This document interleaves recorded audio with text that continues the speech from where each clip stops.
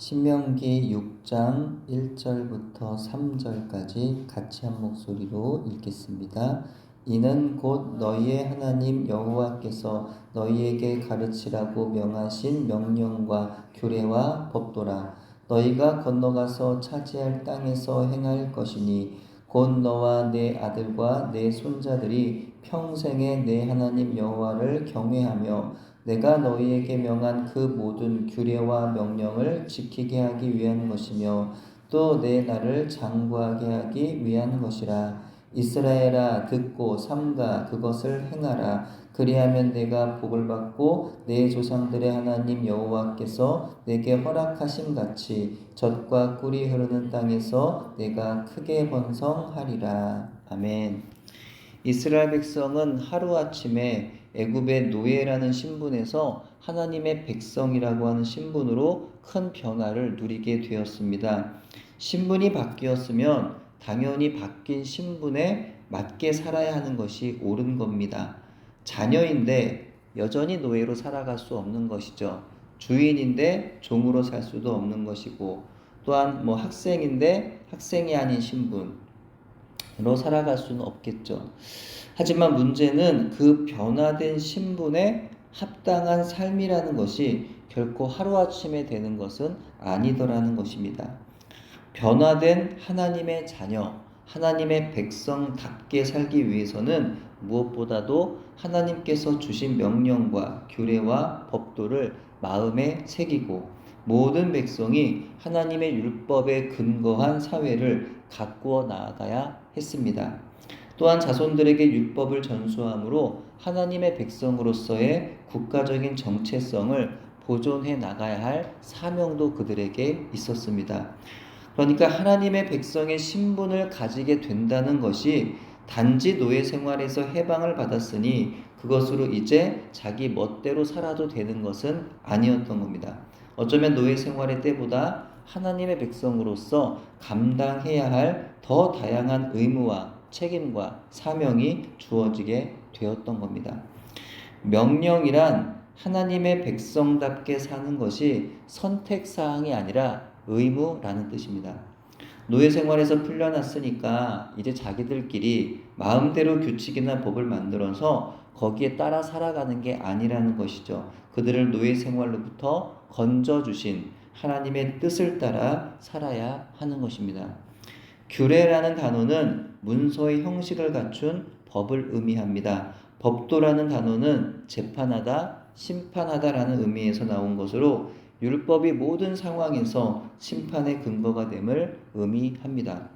옳고 그름을 분별하는 기준이 사람에게 달려있는 게 아니라는 거죠. 사람의 생각이나 사람의 관습, 또 사람의 지식이 아니라 하나님의 말씀이어야 한다는 겁니다.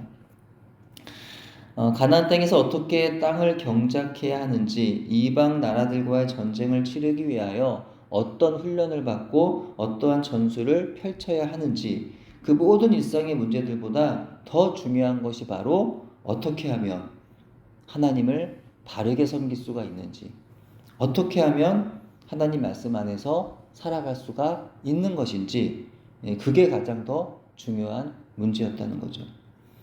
모세는 이와 같이 하나님의 명령과 규례와 법도를 마음에 새기고 하나님의 율법에 따라서 하나님을 경외함으로 하나님의 백성답게 살아가면서 젖과 꿀이 흐르는 땅에서 크게 번성할 것이라고 이스라엘 백성들을 향하여 선포하고 있습니다. 여기서 순서가 중요하다는 거예요. 이 땅에서 번성하기 위하여 하나님의 말씀에 순종함으로 하나님을 경외하는 것이 아니라, 하나님을 경외함으로 하나님 말씀에 합당한 순종을 하면서 살아가면 이 땅에서도 복을 받는다는 겁니다.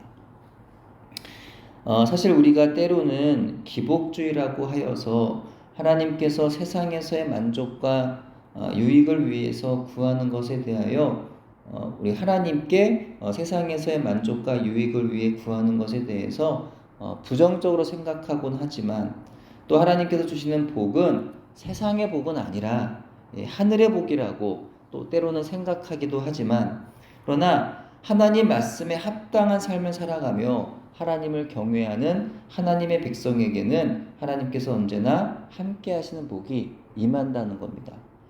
예.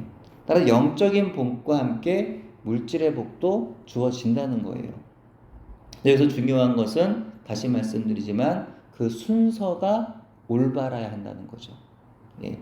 이 땅에서 잘 먹고 잘 살고 싶어서 하나님께 복을 구하고 그 복을 주시면 하나님의 백성답게 하나님 말씀을 따르겠다고 한다면 그 사람에게는요, 어쩌면 복을 안 주는 게 맞는 겁니다.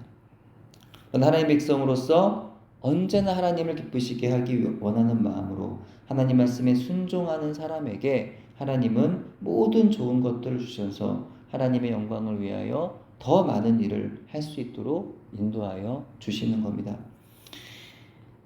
이스라엘 백성이 들어간 가나안 땅 역시도 그렇습니다. 그 땅이 젖과 꿀이 흐르는 땅이라고 하지만 그것은 단순히 가나안이 기름지고 비옥한 땅이라고 하는 의미보다는 그만큼 그곳이 하나님의 언약 안에서의 은혜가 임하는 땅이라는 뜻을 가지는 겁니다. 그러니까 이스라엘 백성이 하나님의 언약에 따라서 거룩한 백성으로 살아가면 하나님께서 약속하신 대로 그 땅에 하나님의 은혜가 임하는 겁니다. 하지만 그들이 하나님의 약속을 저버리고 거룩한 백성이 되기를 거절하면 하나님의 약속도 그 땅에서 끊어지게 된다는 겁니다. 그러니까 그 땅 자체가 은혜의 땅이고 그 땅 자체가 저주의 땅이 아니라 그 땅에서 하나님 백성대로 살아가면 그 땅의 약속대로 그 은혜가 임한다는 거예요. 근데 그 땅에서 하나님의 약속을 버리고 하나님 백성답게 살지 않으면 그 땅에서 하나님의 은혜가 끊어진다는 거죠. 그러니까 어떻게 내가 살아가느냐에 따라서 그 땅이 내가 있는 그곳이 은혜의 땅이 되기도 하고 저주의 땅이 되기도 한다라는 거예요. 그래서 오늘 우리에게 주어지는 언약의 자리, 사명의 자리는 무엇일까요? 어디일까요? 우리가 하나님 앞에 돈과 건강과 안전을 기도하는 것이 잘못은 아니지만 그러나 우리의 기도의 순서가 올바라야 한다는 겁니다. 내게 주어진 언약의 자리에서 먼저 하나님 말씀에 순종해야 하는 겁니다. 내게 주어진 사명의 자리에서 맡은 바 일들을 충성되게 감당해야 한다는 겁니다. 그러면 하나님은 우리에게 돈과 건강과 안전도 우리의 필요에 따라서 허락해 주시는 줄로 믿습니다. 그러므로 우리에게 가장 중요한 것은요, 돈도 아니고 건강도 아니고 안전도 아니다. 물론 중요하지 않다는 게 아니죠. 당연히 돈도 중요하고 건강도 중요하고 안전도 중요하지만 그래서 우리가 그것에 대해서 기도하는 게 전혀 나쁜 게 아니지만 그것들이 그러나 가장 중요한 건 아니다. 가장 중요한 건 아니다. 가장 중요한 건 바로 뭐예요? 하나님 말씀에 순종하는 것이다. 하나님 말씀에 순종하는 것이 순서적으로 가장 먼저 되어야 한다는 것이에요. 오늘 하루의 삶을 살아갈 때에 무엇보다 가장 먼저 하나님 말씀에 순종하는 저와 여러분 되기를 소원합니다. 기도합니다. 하나님 아버지, 때때로 하나님 말씀에는 순종하지 않으면서 내게 주어지지 않은 것들로 인해서 낙심할 때가 있는 것 같습니다. 순서가 잘못된 것을, 그 우선순위에서 실패한 것을 알지 못하고 단순히 세상의 돈과 건강과 사람의 도움을 구하는 것이 단지 영적이지 않은 것이라고 여겨서 구하지 않았던 때가 있었습니다. 그러나 먼저 하나님 말씀에 순종함으로 하나님을 경외하는 하나님의 백성으로 살아가게 하시고 하나님 나라 일에 필요한 돈과 건강과 사람도 붙여주시는 하나님의 은혜를 경험하는 우리의 삶, 또 우리의 또 사명의 자리, 언약의 자리가 될 수 있도록 인도해 주옵소서. 예수님 이름으로 기도드립니다. 아멘.